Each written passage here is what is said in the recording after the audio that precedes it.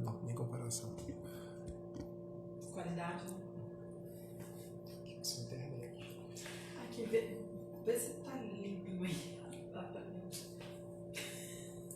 Já tem gente online já. Já tá? Gente, olha só. Boa noite. Nós estávamos fazendo a nossa primeira aula da semana do assistente social na prática pelo YouTube. O Guilherme tá falando agora que tá ótimo, não é? Tá? Tudo Tem bem. alguém falando que tá ok? Ah, que bom. Então, ótimo, gente. Desculpa aí a mudança, né, de meio de comunicação. Estávamos no YouTube, a gente passou agora para o Instagram. Até amanhã a gente resolve essa questão, tá? Para quem não estava no YouTube, não tem Instagram, a gente vai mandar o material de qualquer forma, não vai perder a aula não, tá? Então vamos retomar aqui. Então, só para citar, né, para vocês, por que eu tô trazendo essa contribuição aqui para vocês, da Semana do Assistente Social, já tem uma trajetória de 22 anos de atuação profissional, tô citando aqui, né, que eu tive 6 aprovações em seleções e concursos públicos. A primeira foi o programa de residência na Universidade Federal de Juiz de Fora. Depois, saindo de lá, fui aprovada no IPSENC, no Hospital da Previdência do Estado, né, do servidores do Estado de Minas Gerais, por onde eu trabalhei 9 anos. Depois, eu fui também para a Prefeitura de Belo Horizonte, como concursada também como analista de políticas públicas, e trabalhei no programa Bolsa Escola, agora, né, que é o Família Escola.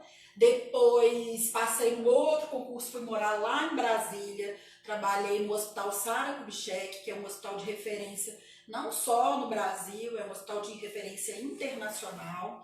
Fiquei por 2 anos no Hospital Sara Kubitschek. Depois passei também no concurso da Prefeitura de Sabará, não assumi porque paralelamente me chamaram no concurso da Prefeitura de Belo Horizonte, que é hoje onde atuo como técnico superior de saúde, atendendo na atenção primária e na atenção secundária. Tá bom? Pode passar. Você quer que eu passe? E aí, gente, então, eu acho que é importante só situar como que eu cheguei aqui, porque, assim, realmente não foi uma trajetória muito fácil, né? Eu tenho acompanhado nos grupos, tanto do WhatsApp quanto do Facebook, estudantes de serviço social, assistentes sociais que são formados e que não estão encontrando, né, mercado de trabalho. Nós temos, inclusive, um grupo no WhatsApp, aliás, nós temos 3 grupos no WhatsApp, onde a gente constantemente envia, né, informações, material de estudo, experiência concreta de trabalho. E aí esses grupos de WhatsApp, muitas pessoas ali nos falam, né, da dificuldade de estar entrando no mercado de trabalho. O que eu venho para dizer para vocês é o seguinte: é desafiador, mas é super possível trabalhar com algo que você gosta e que você tenha realização pessoal, profissional, financeira. Então, assim, não desanime, tá? Não foi muito fácil. Eu vim de Juiz de Fora, então, assim, teve toda a questão familiar, né? Que às vezes a gente, quando tem um propósito, às vezes a gente tem que abrir mão de algumas coisas. Então, eu deixei família para trás, né? Pai, mãe, irmãos, na época namorado. Quando eu fui para Brasília, também larguei mão de marido e por um tempo o filho ficou em Belo Horizonte, depois eu levei o filho para Brasília. Então, assim, foram muitos momentos desafiadores realmente, né? Isso tudo por conta de um propósito, por conta da questão profissional mesmo, do meu compromisso com a profissão, com o meu amadurecimento profissional.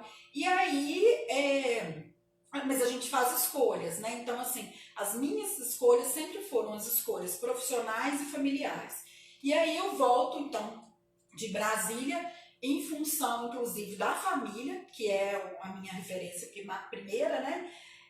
Porque em Brasília eu já tinha um excelente salário lá, né, no hospital de referência a nível internacional e tudo, mas a gente tem que pensar no nosso propósito junto também com as outras questões, familiares, filhos e tudo. Então, assim, é desafiador? Mas é possível a gente realmente encontrar o nosso caminho e fazer aquilo que a gente gosta. Então, cheguei até aqui, meio de muitas pedras, muitas dificuldades, mas eu tô hoje onde eu gostaria de estar. E aí, essa trajetória que eu quero passar para vocês nesses 3 dias, para saber que é possível também vocês passarem por essas dificuldades, né, que aparecerem, mas que é bacana e a gente consegue chegar lá, tá bom? Aqui tua garagem, isso. Aqui? Esse. No finalzinho finalzinho, né, das 3 aulas, a gente vai dar um presente aí, né, para os assistentes sociais, né, que a gente vai estar falando para vocês aí na sexta-feira, na quinta-feira. Chegou um elogio para você aqui, ó. Ah, é? Ellen, da Laís Miranda. Ah. Ellen, você é uma inspiração para muitos assistentes sociais. Que gracinha! Obrigada, Laís. Obrigada. A gente hoje. Hã? Sim. Então, no finalzinho da aula, a gente vai ter uma surpresa para vocês, tá? Aqui. Acho que eu deixei aqui errado. Vamos lá. Gente, desculpa até a gente entrar no eixo, tá? Bom, beleza. Então, gente, olha só. Vamos entrar agora no conteúdo da aula. A aula de hoje vai ser sobre a história do serviço social no Brasil. Acho importante salientar o seguinte. Tem algumas pessoas aqui que me falaram, inclusive, que iriam entrar na live, que não são necessariamente assistentes sociais. Muitas, porque eles me acompanham, né, dessa questão do empreendedorismo e tal. Então é importante a gente destacar o seguinte. Vai ser uma parte mais teórica mesmo, né, da história do serviço social, e é inclusive interessante as pessoas saberem desse movimento do serviço social, porque tem várias características que as pessoas identificam com o serviço social, que fez parte da história do serviço social e não faz mais, né? Então esse viés religioso, esse viés da caridade, isso tudo fez parte há muito tempo da nossa história. Hoje a gente já superou. Então, para quem está chegando aí, não assustem, né? Porque vão, mas que nós já superamos há muito tempo e a gente está no viés agora da linha do direito do direito dos segurados, tá bom? Então vamos lá.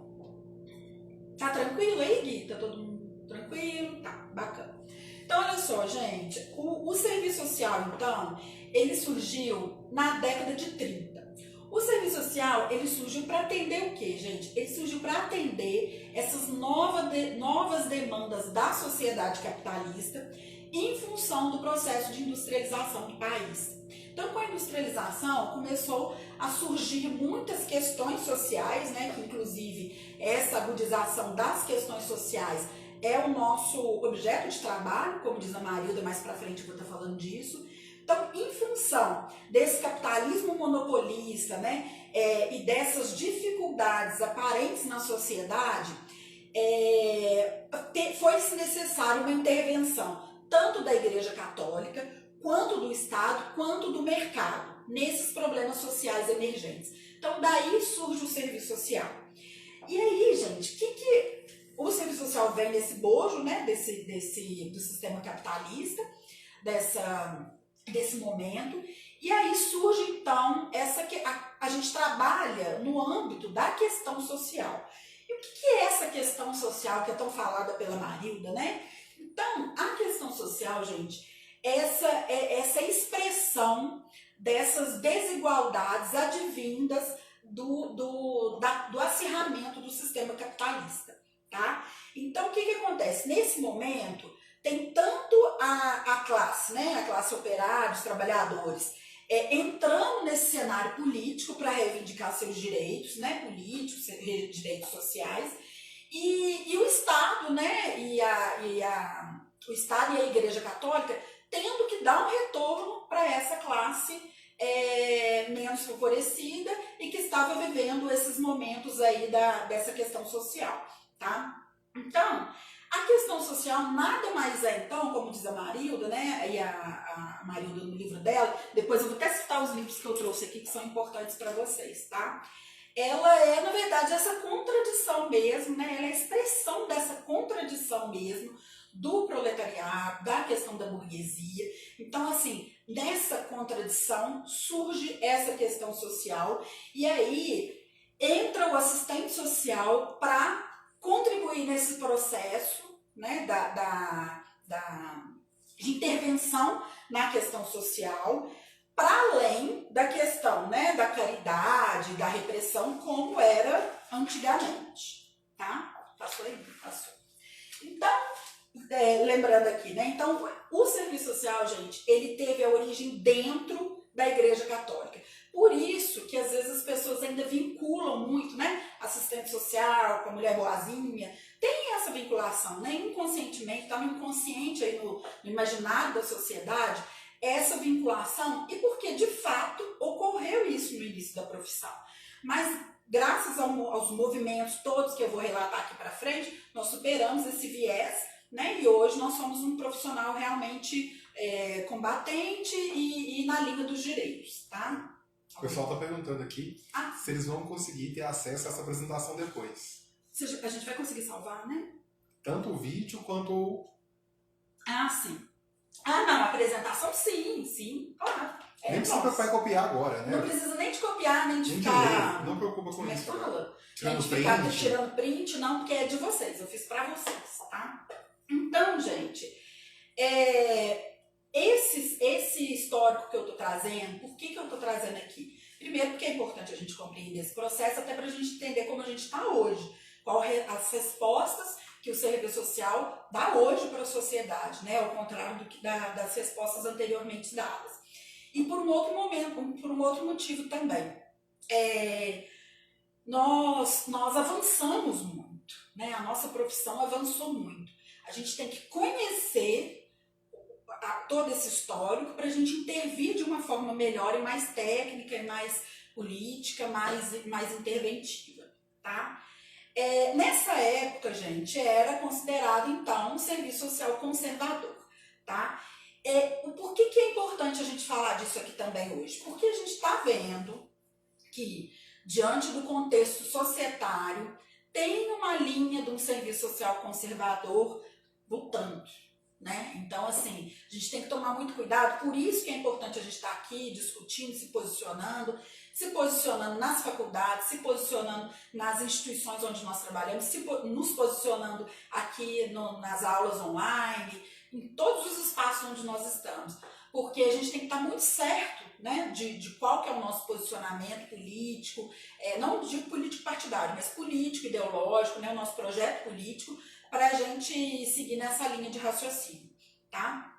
Então, e falo também, né, por que a gente tem que falar disso tudo? Porque isso tudo aqui é matéria de concurso, em todos os concursos caem nisso, tá? É muito raro um concurso que não cai, a história do serviço social, a origem, as datas é muito importante também, tá? Aqui, ó, são datas importantes da gente registrar. Por exemplo, a primeira escola, né, de serviço social, que é atualmente a PUC de São Paulo, então foi em 1936 em São Paulo. O serviço social, então, né, o que eu estava falando ali anteriormente, ele estava atrelado, então, a esse conservadorismo, e esse conservadorismo, gente, a base dele era o quê? A base dele era o neotomismo e o tomismo, que eu vou falar aqui para vocês o que é isso. Isso aqui é questão de prova, caiu recentemente aí em prova, tá? Então, gente, esse neotomismo e o tomismo, né, eles são doutrinas filosóficas, são derivadas, né, do São Tomás de Aquino, né, e aí o neotomismo e o tomismo são doutrinas filosóficas derivadas de São Tomás de Aquino e tem como representante, né, dentro da nossa categoria profissional, o Jacques Maritain. Então, assim, esse autor, ele trazia muito essa contribuição do tomismo e do neotomismo para dentro das discussões, tá? Além do neotomismo e do tomismo, na nossa profissão também, a origem da nossa profissão, isso também já caiu em prova. A gente sofre influência também franco-belga. Isso tudo com um caráter também bem conservador. Então, o que é esse caráter não conservador, gente? Nada científico, né? Então, assim, eu sei que tem alunos aí que hoje à tarde mandaram que estariam aqui, alunos dos primeiros períodos, inclusive. Então, esse conservadorismo está carregado de uma visão não científica, tá? E aí, nessa época, então, a questão social, né, que hoje a gente lida com ela de uma forma mais política, mais crítica, ela, naquela época, ela era abordada como um problema moral, como um problema religioso, e sempre com aquele objetivo de integrar o sujeito ao meio. Então, o objetivo era de integrar, era de adequar o sujeito ao meio, e por isso, naquela época, os profissionais da época eram muito conservadores e não tinham essa visão que hoje nós temos da questão do direito, da questão da autonomia, da questão da liberdade, da democracia e dos direitos, tá? A lógica, então, daquela época era o seguinte, era ajustamento de conduta. Então, se a gente sempre cai nas provas também, essa lógica da origem do serviço social era de ajustamento de conduta, da mudança de comportamento do indivíduo, porque era considerado como se o indivíduo estivesse inadequado para a ordem social capitalista.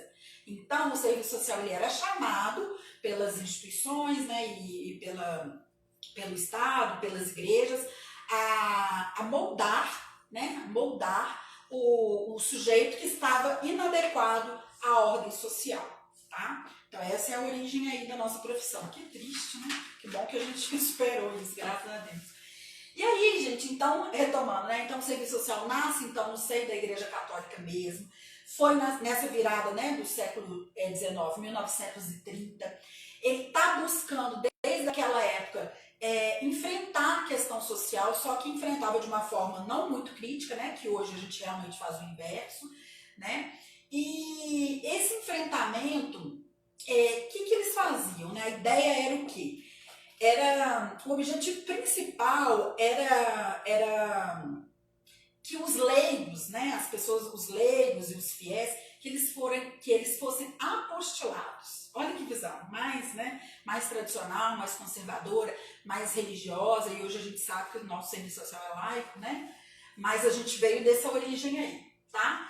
Então, essa noção, então, né, de caridade, que as pessoas ainda têm um rótulo do assistente social vinculado à questão da caridade, está muito em função dessa nossa própria história, né? Então, às vezes, por isso que é desafiador nós, né, nos nossos embates políticos, nas nossas práticas profissionais cotidianas, a gente desvendar, a gente revelar uma nova postura, porque realmente está aí imbuído na nossa história do serviço social, tá? E essa prática, né, voltada para essa questão toda aí da caridade e tudo, é porque tinha essa lógica mesmo lá, voltada para o São Tomás de Aquino, né, para a visão do tomismo e do neotomismo, tá? E aí, o que acontece, gente? Lembrando, né, que o tomismo está vinculado a São Tomás de Aquino e o neotomismo já é uma releitura do tomismo, tá? Mas sempre vinculada a essa questão do São Tomás de Aquino. E aí, o pensamento tomista, gente, isso aqui cai prova, tá? Caiu recentemente porque eu tô dando aula nos cursinhos aqui de Belo Horizonte, né? Tanto de Contagem quanto aqui de Belo Horizonte. E aí a gente fez revisão recente, caiu na prova de concurso, tá? O pensamento, o que é o pensamento tomista, então, né? Dessa origem aí do serviço social. Então, a visão de pessoa humana mesmo, né? Esses conceitos de bem comum, né? De sociedade, bem comum, e a questão ética. Então, esses três aqui, essas três noções aqui, são as mais importantes do pensamento tomista, tá? Isso aqui, o serviço social, a gente carregou por isso aqui por muito tempo, tá? E aí, o que acontece? O São Tomás de Aquino, ele tinha uma explicação para os fenômenos que ele afirmava que tinha, que era uma trindade, né? Que chegar para cá, senão eu saio do foco aqui, que era uma trindade. Pai, Filho e Espírito Santo. Então, olha só, nossa profissão estava sempre vinculada a essa questão muito religiosa, a essa questão da visão da pessoa humana, da sociedade do bem comum, da questão ética, mas uma ética voltada para a questão moral, né? Da moral dos costumes, coisa que a gente não faz hoje, né? A gente não faz julgamento de valor. Tá? A gente avançou, graças a Deus, né? E aí, o que acontece? A maior influência, então, né, do Jacques Maritain, que era esse autor que trazia essa discussão do São Tomás de Aquino, é porque ele influenciou uma grande parte da intelectualidade para o campo religioso. Então, assim, na época, né, os intelectuais e tudo, eles sofreram essa influência religiosa em função dessa discussão também trazida pelo Jacques Maritain, com base no tomismo, tá? Então, você vê que essas coisas ficam arraigadas, né? E aí é difícil realmente romper, tá? E aí, gente, essas noções aqui, ó, são duas ideias centrais que também são matérias de prova, tá? Dessa questão do neotomismo, né? Dignidade da pessoa humana e do bem comum. Então, isso aqui é questão de prova. O neotomismo, né? Ele está calcado aqui nesses princípios, né? E aí, esses princípios, eles são ensinados nas escolas de serviço social a partir da década de 30, né? Quando começou as primeiras escolas de serviço social. Então, a gente trouxe todo esse contexto aí bem religioso na nossa profissão, até que a gente consegue superar. E o pessoal só reforçando que eles pediram para você citar os princípios, porque alguns eles não conseguem ler. Por mais que eles vão ver depois, né? Agora tem aquela curiosidade de garantir que eles estão vendo, né? Isso. Então, aí eu falei de 3 aqui, ó. Não dá para voltar aqui? Não, dá para você. Eu voltei para mim. Então, é aquele princípio da visão de pessoa humana. Então, assim, muito voltado, né? Igual, os 3 princípios estão voltados à questão religiosa. A visão de pessoa humana, o conceito de sociedade bem comum, sempre com aquele viés religioso, com aquela questão conservadora, a questão ética, mas vinculada à questão moralista. Então, sempre muito cheio de julgamento de valor, né? E coisas que não combinam com a nossa postura hoje, como assistente social, pautado na questão de código de ética, de direitos, né? Dos direitos mesmo da sociedade, dos direitos do ser, direito à vida, direitos políticos, direitos econômicos, direitos de gênero. Então, todas essas questões, né, que hoje a gente atua firmemente na defesa dos direitos, lá era sempre vinculada à questão religiosa, né? Então, por isso que a gente trouxe esse caldo aí na nossa profissão, né? A gente bebeu dessa água aí, mas agora a gente já avançou disso aqui, tá? Pode passar?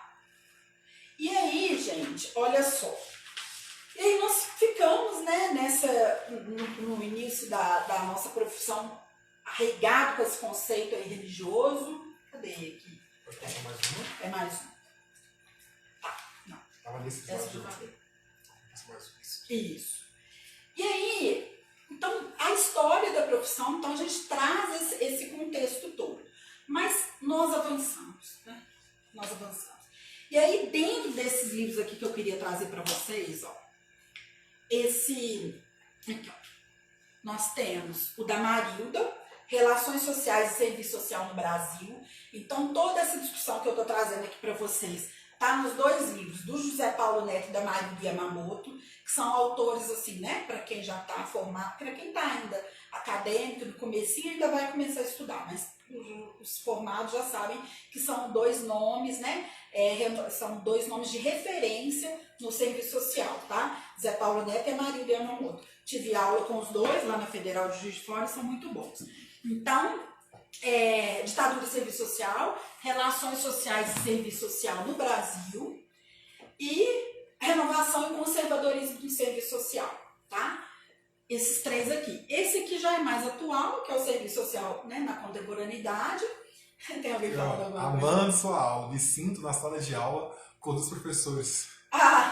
Quem falou essa belezura aí, gracinha? Emanuele Souza da Silva. Emanuele, beijo. Então, ó, o serviço social na contemporaneidade, tem o último da Marilda também, que o meu tá até emprestado, me devolva. Capital Fetiche, né? Tem o último da Marilda que tá emprestado. Então, gente, o que acontece? Nós avançamos. Aí, chega lá na década de 60, mais ou menos, né? Que a gente já vem um movimento de reconceituação do serviço social. Então, o que seria esse movimento de reconceituação do serviço social? O próprio nome diz, né? Então, assim, houve uma intenção de modificar essa vinculação do serviço social com essa questão mais conservadora e tradicional, e moral e ética, né? Moral dos bons costumes. Chegou só mais um. Quando esse filme da Silvia Inocêncio, Também estou amando a dinâmica da aula, Ellen. Bacana. Ô, gente, hoje é o primeiro dia. Amanhã vai ser top, porque vai ser saúde e assistência. E na quinta-feira vai ser uma aula bem prática, porque é o que eu faço nesses 20 anos. Eu vou contar um pouco para vocês o que eu faço nesses 22 anos de atuação profissional com os grupos, com a metodologia de grupos, tá? Fiquem aí. Tô ficando igual o YouTube, né, gente? Eu tô no Instagram, esqueci, mas tá bom. Então, gente, olha só. E aí a gente entra, então, nesse movimento de reconceituação do serviço social. No movimento de reconceituação do serviço social, nós temos 3 vertentes desse movimento de reconceituação, tá? Então, assim, no primeiro momento, nós vivemos aquele momento da modernização conservadora. O que era esse movimento da modernização conservadora? O serviço social, então, ele se afastou dessa visão religiosa, né? E aí ele teve uma direção mais laica, que é o que a gente mantém hoje, né? Essa direção laica.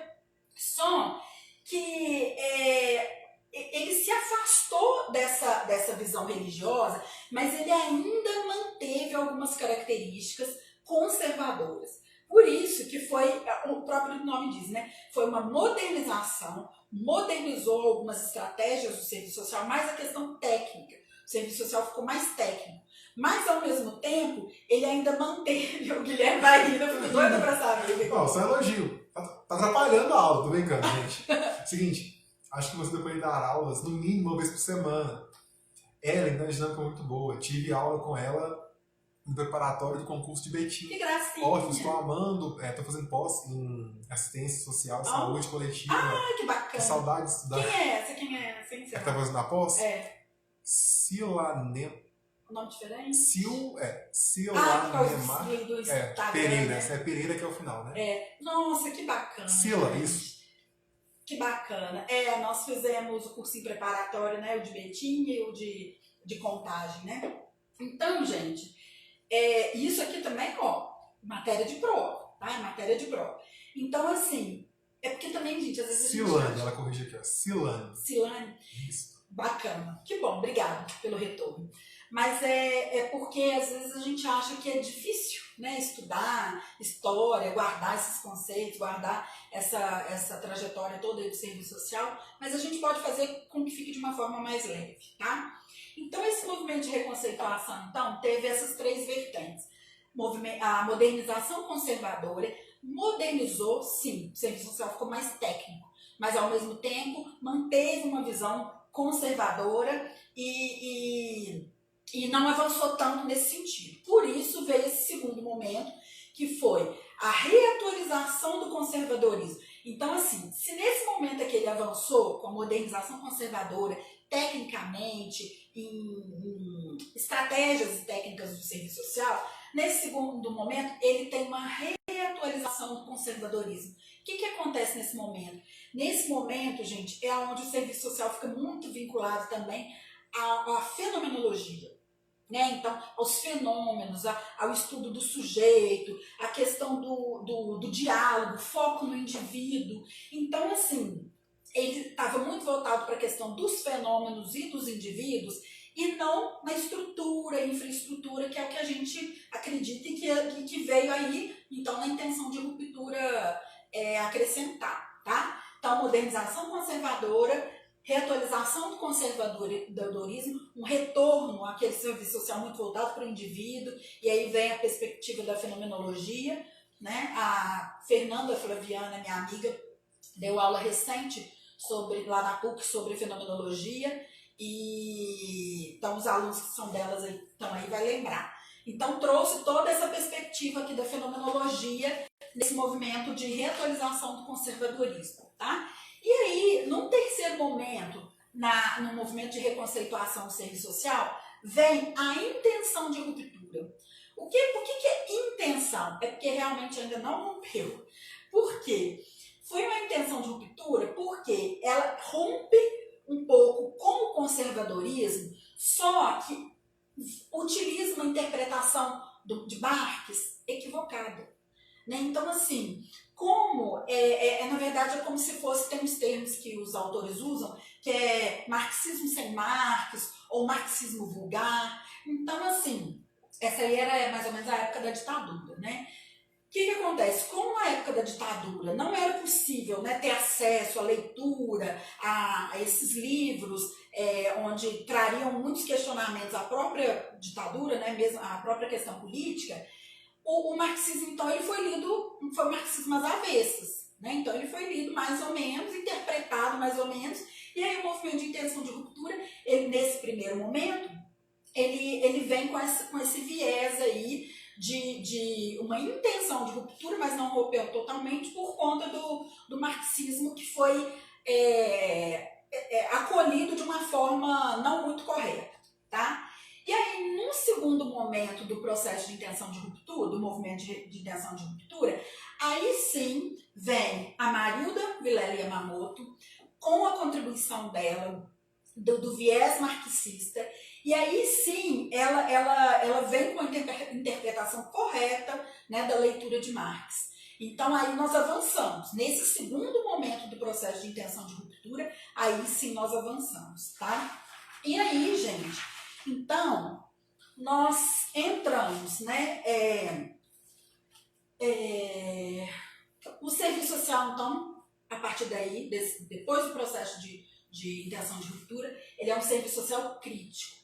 Então, ele adota uma perspectiva crítica. Ah, que bom, né? Chegamos na melhor fase, né?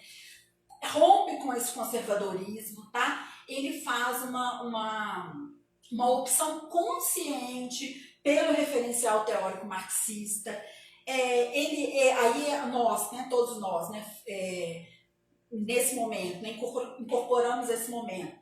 A gente bebe realmente da fonte, da água de Marx, né? E aí o assistente social nesse momento, então, ele se percebe enquanto classe trabalhadora, e além de se perceber enquanto classe trabalhadora, ele faz então a defesa dessa mesma classe. Tá? Então aí a gente junta uma coisa com a outra. Nós nos entendemos então quanto profissionais liberais, mas que estamos, né, dentro aí desse sistema, como trabalhadores também, e a gente faz a defesa intransigente dos direitos dos usuários das classes trabalhadoras, tá?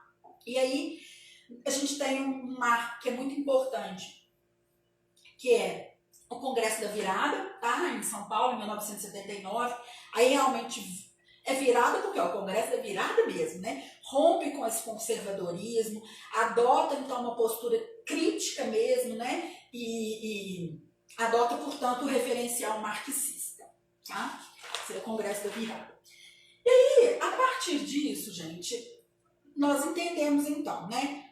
História do serviço social, como que se deu essa trajetória aí, a nossa inserção nas instituições, né?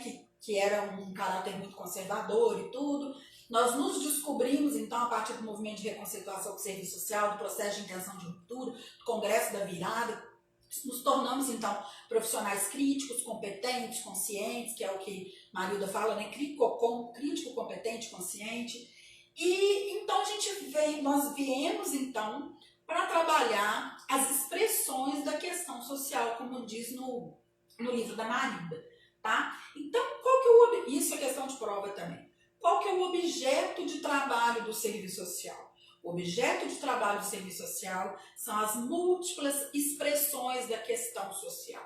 E a questão social, gente, está em tudo quanto é lugar, né? Então, assim, é importante, então, o profissional do serviço social apreender, então, essa realidade, né? A realidade social onde ele trabalha. Então, é importante ele identificar, ele analisar essa dialética da vida em sociedade.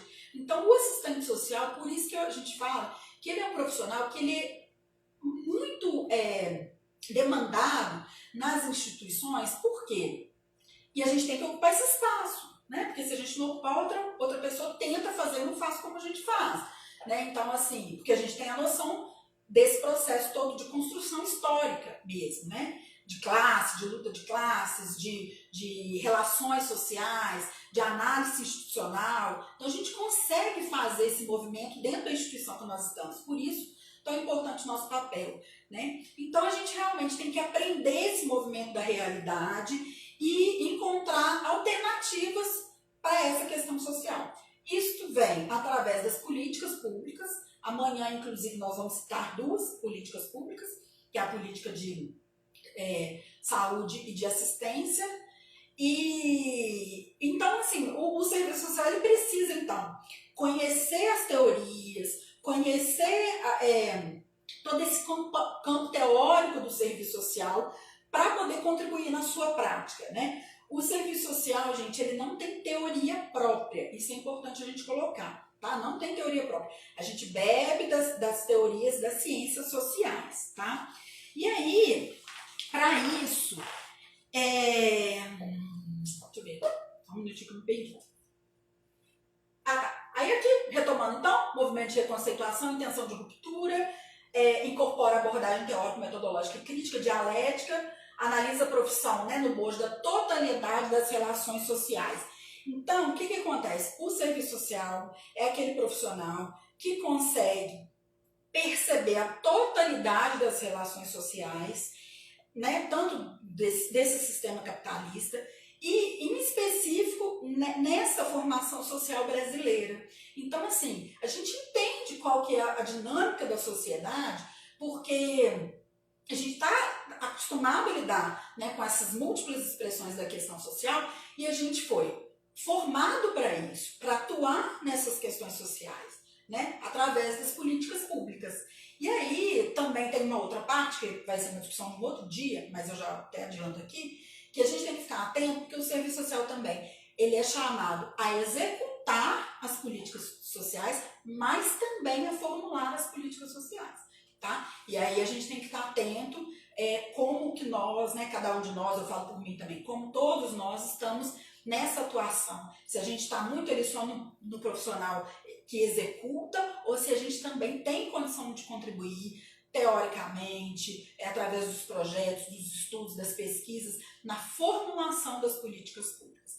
Tá? E um assunto que vem mais para frente também, mas vou citando, formulação de política pública e controle social através dos conselhos de direitos, né? Amanhã eu vou falar disso, mas é só para não perder esse gancho, tá? O serviço social, ele tem que ser executar, mas também pode planejar políticas públicas também, tá?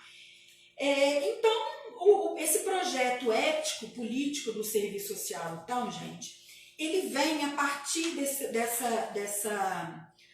dessa incorporação de um serviço social mais crítico. Eu passo aqui, esqueço de passar aqui. Então, esse projeto ético-político, né, da profissão, ele vem... peraí. Processo baberiário, né? Projeto ético-político da profissão. A gente consegue apreender a realidade sócio-histórica, né? A gente identifica esses processos de exploração de uma categoria por outra, né? De uma classe pela outra. E aí, a gente, isso é muito característico da sociedade burguesa mesmo, né? A gente consegue identificar essas relações de forças e aí a gente tem que intervir, não tem neutralidade, né? A gente tem que intervir no direito de uma dessas classes. Tá? Então não tem como ser assistente social neutro, não. Tá? A gente busca realmente a construção de uma sociedade emancipada, livre, democrática, mas a gente sabe aonde a gente tem que... qual que é o nosso caminho a percorrer. Tá? E aí, esse projeto ético, político, né, da profissão, ele tem algumas dimensões. Né? Então, você sabe quantas horas aí, Gui? 9, são 8h28. Falta... não dá tempo ainda. 8h28? Esqueci, não começou, né? Não foi 8, não. Então, a gente fica mais 25 minutos. Ah, tá. Então tá bom. Uhum. Mas aí pode perguntar pro pessoal também. Se quiser continuar, a gente vai continuar, né? Não, tranquilo, pessoal. Ótima aula. Acho que por isso a gente continua mais, mas porque realmente a gente mantém 28 minutos. Beleza. Não, mas dá tempo, muito tempo ainda. Então, gente, nós não podemos esquecer das dimensões, 3 dimensões importantes da nossa profissão. Dimensão teórico-metodológica. Então, assim, quais são as teorias que nos embasam, qual que é a metodologia do nosso trabalho. Essa dimensão ético-política. Então, assim, não é, né? Tem que entender essa dimensão ética-política como a defesa mesmo que a gente faz firmemente da equidade, da universalidade, da justiça social, dos direitos de cidadania. Então isso representa a nossa dimensão ética política da nossa profissão. Que Continua. Tem o Gui ri, aí eu fico querendo saber o que ele tá rindo. Fala aqui, falou? Continua. Então, e tem a dimensão técnica operativa também do serviço social. Então, assim, essas três dimensões, isso cai em prova também, tá? As três dimensões do serviço social: teórico-metodológica, ética-política e técnica operativa, tá? E nós temos que nos haver com essas dimensões aí, tá? Se a gente se pretende a ser um profissional, né, de alto nível, a gente tem que realmente estar comprometido com essas dimensões aí, tá? E aí, gente, aqui, realmente esse aqui não ficou muito bacana não, mas vocês vão receber pelo e-mail, aí vai ler, vai ficar fácil. O projeto ético-político do serviço social, então, ele se materializa, ele é concreto. E como que ele se concretiza, né, nas nossas ações aí do dia a dia? Primeiro, a lei que regulamenta a profissão. Né? Então, assim, tem a lei que regulamenta a profissão, aqui, ó, lei que regulamenta a profissão, né? Isso aí tem que ler, né, gente? Assim, tanto para concurso quanto para a vida. Né? Então, assim, sempre eu falo que, eu tenho 22 anos de atuação profissional, sempre que eu tenho uma dúvida de alguma conduta ou alguma questão, seja comigo mesmo, ou seja com algum colega de trabalho, da mesma área ou de outra área, né, em equipe interdisciplinar, eu busco a lei que regulamenta a profissão e o código de ética. Então, assim, a gente pega o código de ética, porque ali é o nosso norte, né? Se você sabe que você está indo ali com base nele, você sabe que você vai ter o resultado que você espera, tá? Então, esse projeto, né, a materialização, então, desse projeto ético-político do serviço social é a lei que regulamenta a profissão, o código de ética e as diretrizes curriculares. Né? Então, assim, se a gente realmente sabe que a nossa diretriz curricular está realmente comprometida com um projeto de uma sociedade mais democrática, a gente sabe que a gente tem um respaldo ali legal, né, desse projeto ético-político. Tá? E aí, deixa eu ver aqui como que nós estamos. Nossa Senhora, não vou sair daqui amanhã. Não, mas dá sim. Então, gente, vimos então essa trajetória aí do serviço social até chegar no serviço social crítico, a base que nos dá, né, que é realmente o código de ética, a lei que regulamenta a profissão, as diretrizes curriculares, né? E aí, então, a gente passa a compreender, a partir disso tudo, qual que é o significado mesmo da profissão, né? Então, a profissão, ela está inserida nessas relações aí de produção capitalista, né? Então nós estamos inseridos nesse todo, né? E aí tem um conceito que é fundamental no serviço social, é o conceito de reprodução social, né? Então, o que seria a reprodução social, né, nessa compreensão aí, né, seguindo a linha da tradição marxista, né? Então, é o modo como são produzidos e reproduzidos as relações sociais. Então, essa reprodução social, que é tanto a gente fala, né? Então, o serviço social está inserido aí na reprodução das relações sociais, a gente está nisso, a gente está envolvido nisso, a gente trabalha nisso, a gente atua nisso. Né? O que é então? É o modo, né? O modo como são produzidas e reproduzidas as relações sociais, né? Nessa sociedade. Então, assim, e aí a gente atua em várias áreas por isso. Por quê? A gente atua com pessoas, com seres humanos, com instituições. E aí, então, o serviço social está então inserido na reprodução das relações sociais, tá? Literalmente inserido, tá?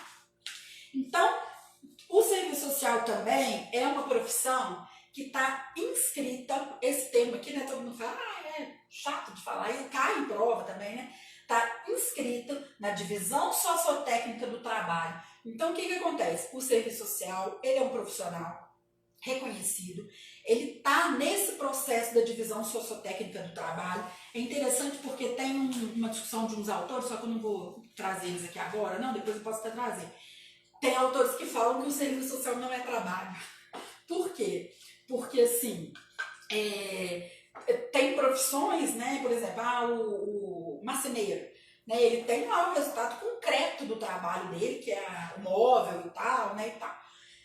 Nós não temos, o produto do nosso trabalho está nas relações, né? Então, por isso que às vezes a gente tem dificuldade, às vezes por isso que as instituições têm dificuldade de reconhecer nosso trabalho, tem dificuldade de dimensionar qual que é o nosso trabalho, dimensionar o resultado do nosso trabalho, porque muitas vezes o resultado não é quantitativo, ele é qualitativo, ele está no âmbito das relações. Né? Então, assim, isso é importante a gente entender para a gente argumentar. O que é? Mais água? Ah, quero. Quero porque depois eu engasgo aqui, né? Obrigada. Então, o serviço social, então, ele está inscrito na divisão sociotécnica do trabalho, ele está, então, situado nesse processo de reprodução das relações sociais também, tá? E o serviço social, obrigada, Gui. E o serviço social, hoje, você vem cá pro povo te ver? Ah, não pode. Ele tá com uma blusa com identificação, não pode não. Quer fazer propaganda, não. Vocês tiveram que ver, que é lindo ele. Depois vocês vão ver. Olha só. Meu amigo, tá, gente? Então, olha só. O serviço social, gente, então, ele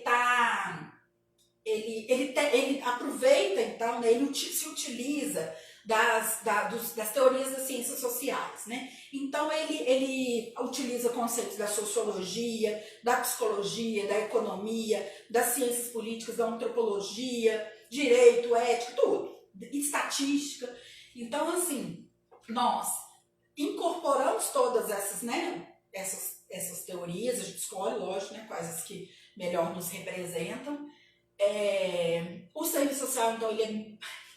que tem alguém rindo aí? Falou que o serviço social, ele é bastante plural, né? Então, assim, a nossa defesa é uma defesa de uma atuação e de uma visão pluralista mesmo, tá? E o serviço social, então, é uma profissão que tem um caráter sociopolítico, diante disso tudo que eu estou falando, né? Então, ele é crítico, competente, consciente, ele tem um caráter sociopolítico, interventivo também, né? Ele tem essa questão da intervenção. Ele vai se utilizar, então, né, de instrumentos científicos das várias ciências, como eu disse acima, das várias ciências humanas, das ciências humanas e sociais. E ele faz o quê? Ele analisa, ele vai utilizar essas perspectivas, né, teóricas aí das ciências humanas, e ele vai analisar, então, como que vai ser a intervenção dele a partir dessa conceituação teórica, tá? Então, assim, quando as pessoas fora do serviço social, né, questionam o serviço social, acham assim, você fez 4 anos de faculdade, mais 2 anos de especialização, mais não sei quanto tempo lá, quem fez aí mestrado, doutorado e tudo, para fazer isso, né, porque tem gente que não entende a lógica do nosso trabalho, acha que é aquela, né, pessoa boazinha que quer simplesmente dar acesso a algumas pessoas ao que é de direito deles. Não é só isso, né? Então, assim, uma das nossas funções exatamente é essa, facilitar o acesso às políticas sociais. Mas para a gente chegar nessa concepção, né, a gente foi em cima de muita base teórica mesmo, de muita concepção teórica, política e crítica para a gente chegar nesse resultado, tá? Então, o serviço social ele vai intervir, né, nessa questão social. Ele está intervindo, ele intervém, então, né, nesse amplo campo de desigualdades sociais aí, produzidos pelo mesmo, né, pelo sistema capitalista mesmo, né? Então, a gênese da questão social, que é o nosso objeto de trabalho, qual que é o objeto de trabalho do serviço social? A questão social. E a gênese da questão social é esse sistema capitalista, né, que a gente está, né? Esse sistema que explora uma classe sobre a outra, né? Então, assim, a questão social, ela representa a contradição desse sistema mesmo na qual nós estamos vinculados, tá? E aí é realmente desafiador, né? Porque a gente está imerso aí nesse sistema. Mas nada que não possa mudar, né, gente? Porque a vida é dinâmica, a vida é cíclica, tem a dialética. Então, uma hora é um sistema, às vezes uma hora é outro. Tudo pode acontecer, né? E então, a partir disso, né, desse serviço social crítico, competente, nós temos então um código de ética, né? Esse código de ética, gente, o código de ética também é matéria de prova, cai assim, o que é mesmo? Quais são os direitos, quais são os deveres, cai bem ao pé da letra mesmo, tá? Então, o código de ética, ele representa então essa dimensão ética da profissão, né? Ele tem um caráter normativo e jurídico mesmo, tá? Então, assim, ele vai especificar tudo lá, o que é, o que a gente pode fazer, o que a gente não pode fazer. Tem base legal, né? Ele é jurídico, tá? Então, ele vai delinear, então, quais são os parâmetros, então, de atuação do assistente social, né? Sempre com base nos direitos e nos deveres dos assistentes sociais. Ele vai buscar, né, a legitimação social da profissão. Então, assim, como que essa profissão do assistente social se legitima na sociedade? Ele tem um código de ética, tem parâmetros, né? E ele busca, né, então, a garantia e a qualidade dos serviços prestados mesmo, tá? Isso lá está explicitado, né? Vamos lá, deixa eu passar aqui. O código de ética. Essas datas aqui são importantes, tá, gente? Olha, o primeiro código de ética profissional do assistente social, ele é de 1948, tá? E aí, depois, né, teve um novo código de ética aprovado em 65, também com caráter legal. Só um minuto.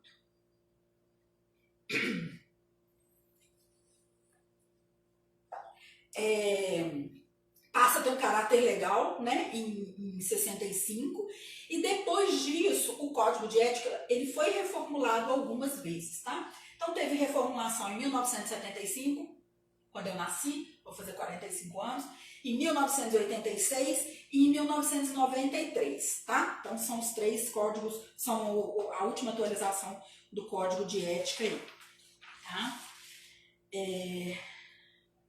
No Brasil, né? Isso que eu já falei, né? Na década de 40 e 50, né? Houve um reconhecimento, então, da importância da profissão. Porque quando fala do código de ética, a gente logo fala da regulamentação do exercício profissional. Isso aqui, na verdade, eu vou até, na hora que a gente vai fazendo, que a gente vai vendo, né? Eu vou até mudar esse slide para frente, que acho que acabou que eu retomei aqui um pouco, tá? Mas aí, então, na regulamentação do exercício profissional, em 1957, a Lei 3.252 regulamentou a profissão do serviço social, tá? Isso aqui ainda faz parte um pouco do histórico, que poderia até ter colocado anteriormente. Vou mudar o slide para não ficar muito fora, tá? Ainda dados de data, porque cai em concurso também, né? Então, o curso superior de serviço social, ele foi oficializado no país em 1953, tá? E em 62 teve um decreto que regulamentou a profissão do serviço social. Isso aí agora vocês não precisam de printar não, porque vocês vão receber em casa, tá? Gente, essa parte eu queria trazer para Essa parte eu queria trazer para vocês, que é um pouco do histórico do serviço social, código de ética, projeto político, né, do serviço social, e aí, surgimento da profissão. Só que o que acontece? Depois que a gente já está vivendo, vamos ver se é outro livro, que a gente já está vivendo esse contexto todo aí do serviço social, vem Marilda com esse livro aqui e traz uma discussão do serviço social na contemporaneidade. É engraçado porque ele é super atual, né? E aí o que acontece? É importante para hoje a gente entender, o que eu vou passar para vocês agora, inclusive foi matéria dos últimos concursos, tá? Dos últimos editais que eu dei aula nos cursinhos e foi matéria dos últimos concursos. Deixa eu voltar aqui. Pronto. O que acontece, gente? Como que o serviço social está inserido, então, nesse momento dessa crise contemporânea e dessas metamorfoses aí do mundo do trabalho, tá? Que estão acontecendo a todo momento e mais ainda agora, né? Só que agora a gente ainda não, eu pelo menos ainda não vi autores que eles já fizeram lives, já teve lives de diversos teóricos do serviço social aí, mas a gente ainda não está com conteúdo, né? Escrito, artigos e tal, para a gente aprofundar nisso. Porque isso é coisa de março agora, né? Com essas mudanças aí, trabalho remoto. Então, a quantidade de modificação que vai ter para nós, assistentes sociais, aí na nossa intervenção. E não só na nossa intervenção, mas na nossa profissão também, né? Nós mesmos aqui, hoje a gente está fazendo uma live, normalmente eu estaria dando aula dentro de sala, né? E a gente está aqui, já está mudando a forma de se relacionar com as pessoas, né? Então, aí entra o serviço social, a gente tem que entender, então, essa crise contemporânea e essas metamorfoses do mundo do trabalho, porque isso impacta diretamente no serviço social, tá? Então, o que acontece? Mais ou menos, né, em 1970, a gente teve, com base muito no neoliberalismo, né, a gente teve algumas estratégias para a mundialização da economia, né, então a economia, com essa visão neoliberal mesmo, né, daquela época de 1970, a gente teve estratégias para fazer a mundialização da economia, a financiarização do capital, a flexibilização dessas relações de trabalho, dessas relações de produção. Então, isso tudo é engraçado como é que a vida é assim, né? Porque teve em 70 e agora está voltando um monte de coisa, né? Então, essas metamorfoses no mundo do trabalho são cíclicas, né? O emprego de novas tecnologias.